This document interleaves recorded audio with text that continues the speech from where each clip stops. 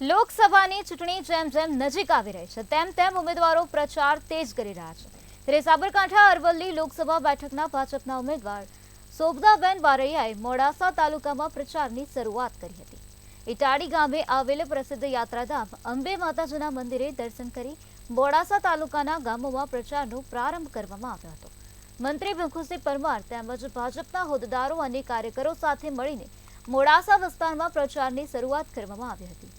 આગામી 16 એપ્રિલના રોજ ફોર્મ ભરવા જશે તેવી જાહેરાત ઉમેદવારે કરી હતી। તો ગલસુંદરા ગામે કોંગ્રેસના LCLના પ્રમુખ નિકુંજ રાઠોડ સહિત 30 કાર્યકરો ભાજપમાં જોડાયા હતા।